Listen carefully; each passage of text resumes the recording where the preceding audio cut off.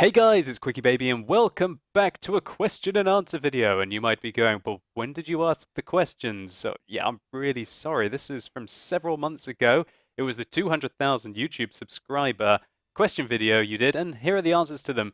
You might be saying, oh, why have you taken so long? Well, I must apologize. I've had something quite important to do. Yes, finally, me and Peppity got married last weekend. It was absolutely amazing. We'll probably do some kind of a video about it in the future. But I digress. Let's get on with the questions and the answers. So firstly, Martin asks, how did you find out about World of Tanks? Did somebody tell you, or were you just browsing the internet and came across it?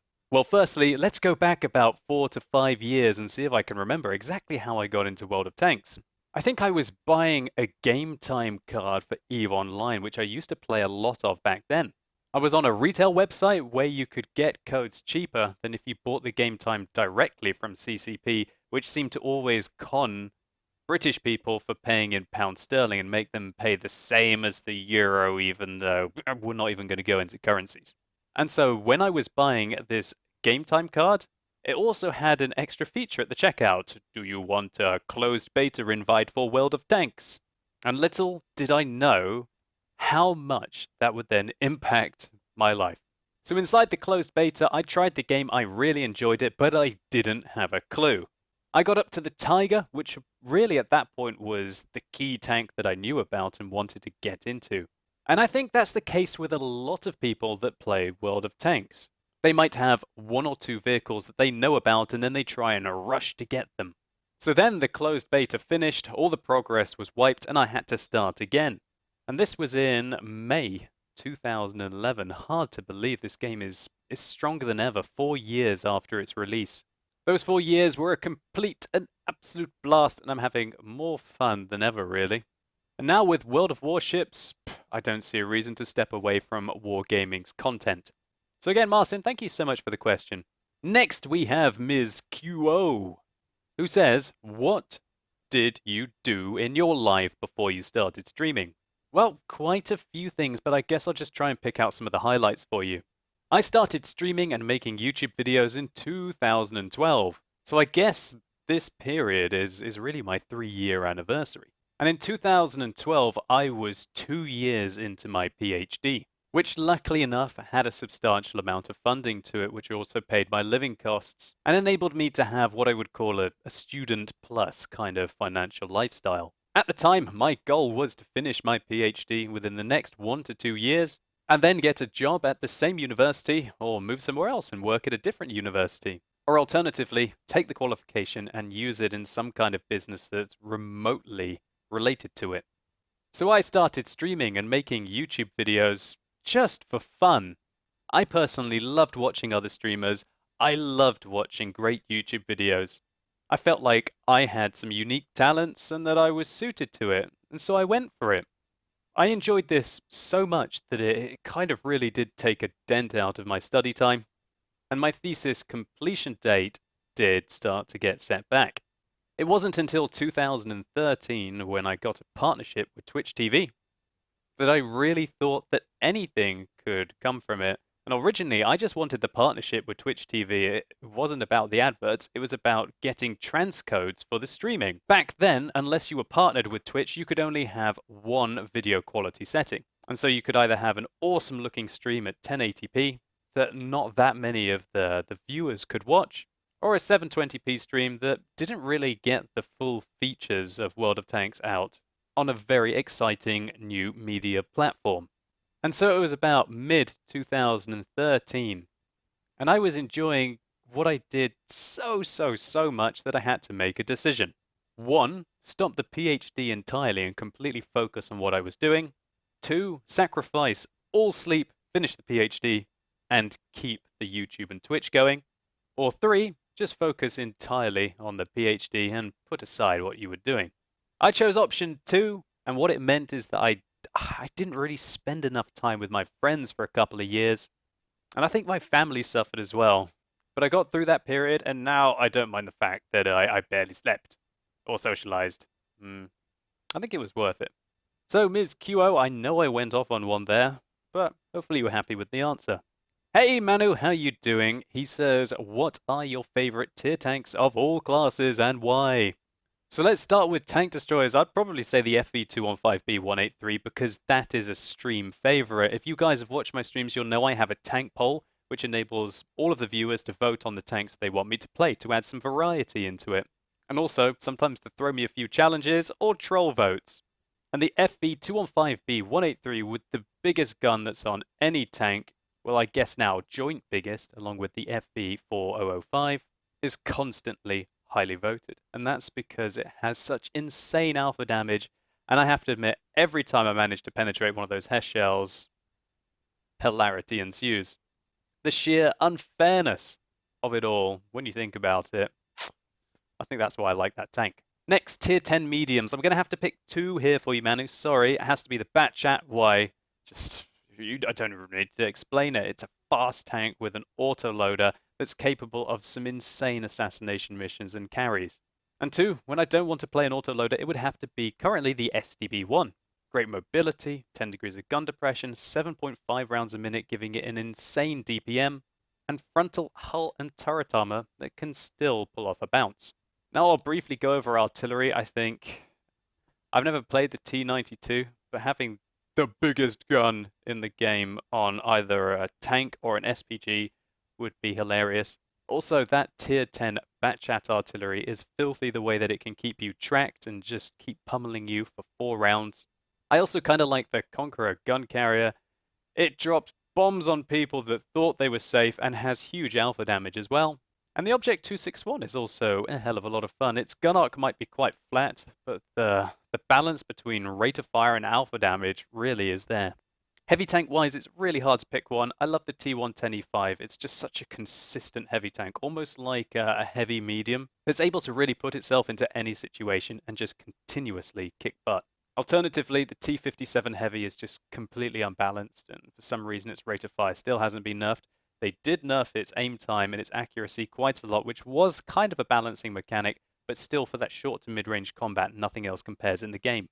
And finally, let's not forget about the E100, my first ever tier 10 vehicle in World of Tanks. Still hits like a truck with the biggest alpha damage on any heavy tank in the game. I find that tank much, much, much more fun in a platoon than out of a platoon. Next up, Mopar or No Car says, when will you get a decent car? I've had that Punto over there for 10 years, and it still gets me around, and that's all that matters. There are some far more important things for me to do before I would spend money on a car. Got Pepe's extortionate university education to afford. And also, I really want to buy a house rather than renting, because I see that as just a massive way of throwing away your money compared to the low interest rates at the moment and getting a mortgage.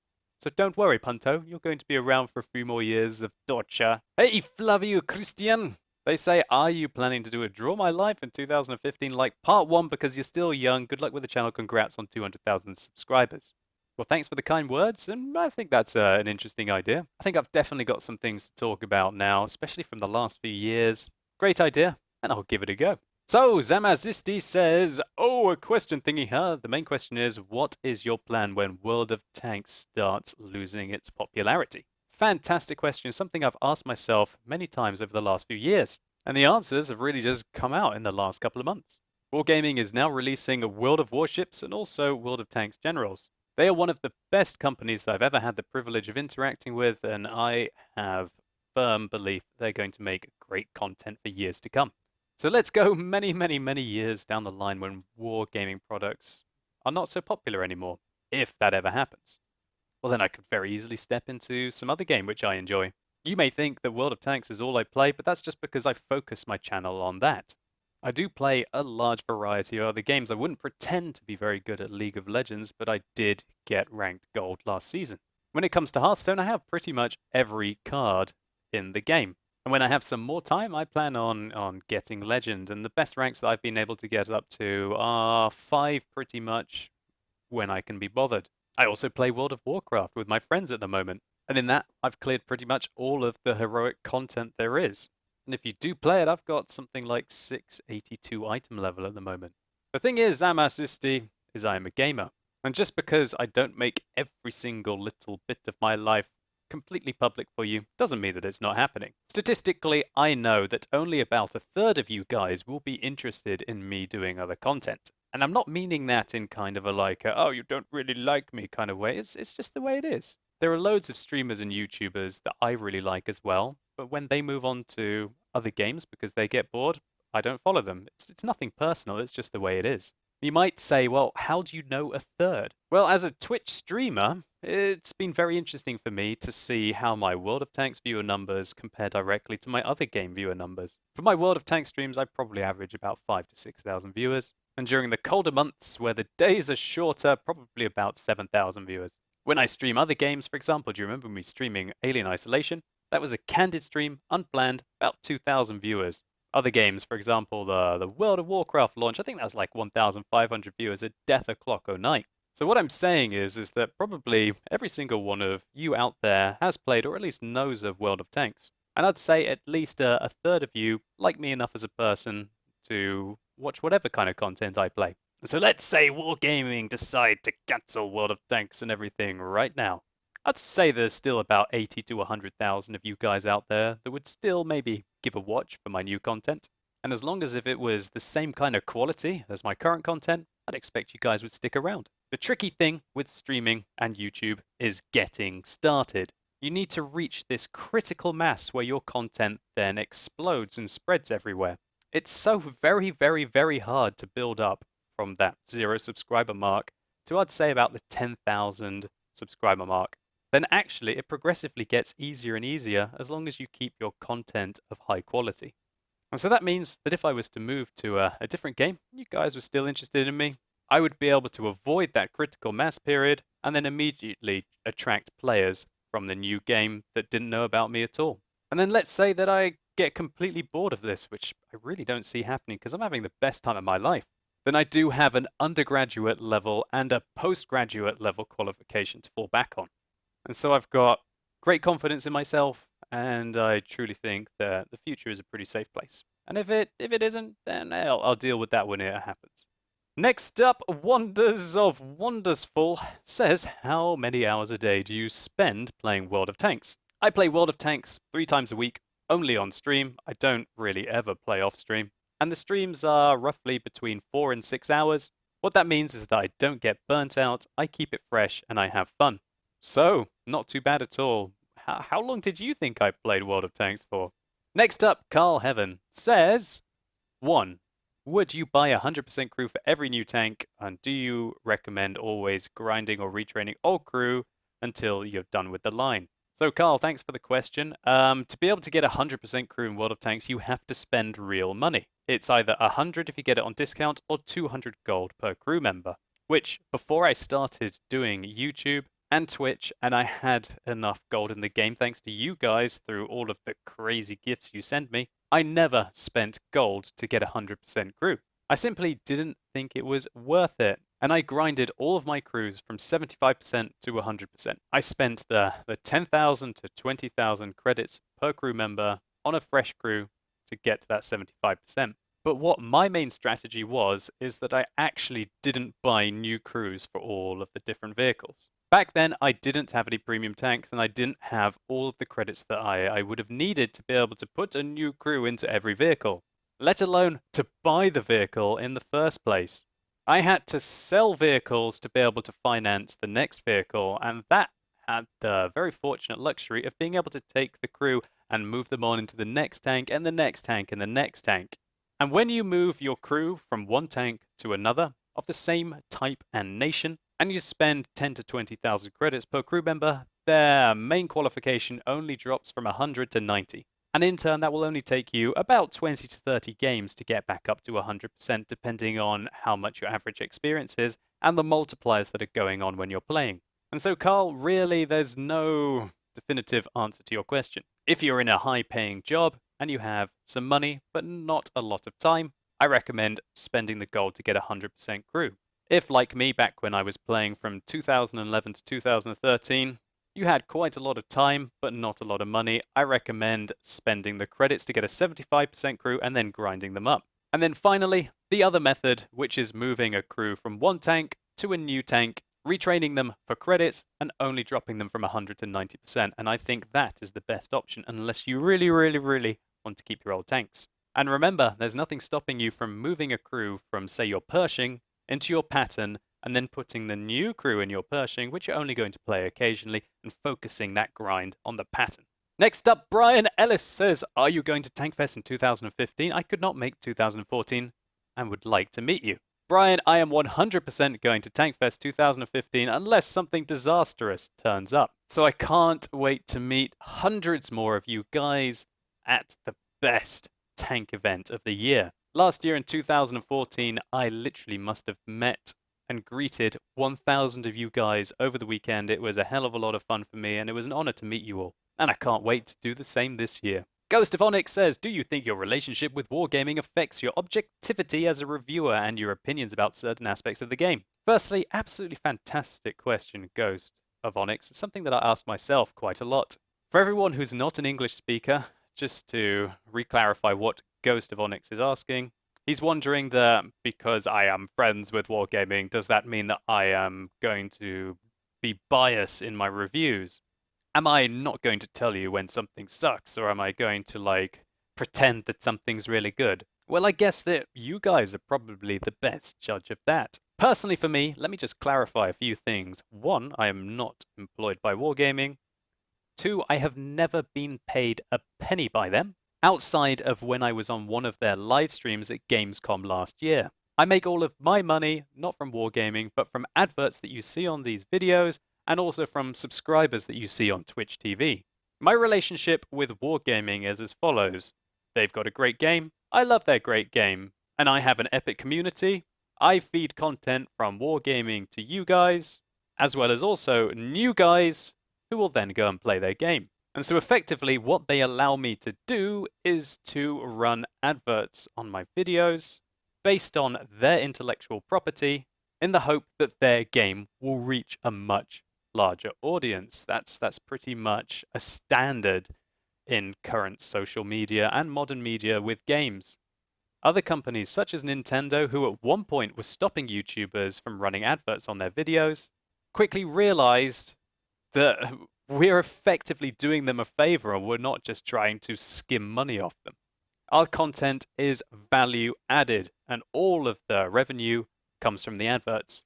In fact, I would be as bold to say that Wargaming should pay me because I've probably sold tens of thousands of premium vehicles, probably hundreds of thousands if not millions of gold, and haven't got all that many perks from it.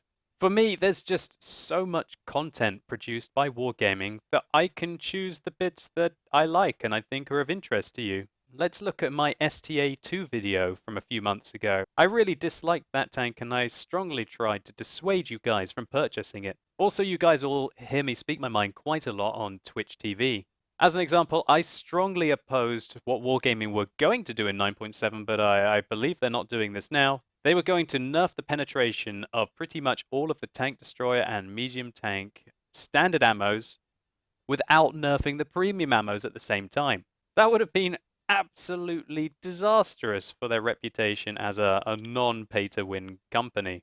The thing for me is, if there's something that I really don't like, I have ways of giving that feedback to Wargaming, rather than coming on YouTube and flailing my hands everywhere, going, oh, I don't like this, I don't like that, community, you have to back me up, let's go and get our pitchforks and go and attack Wargaming, yeah?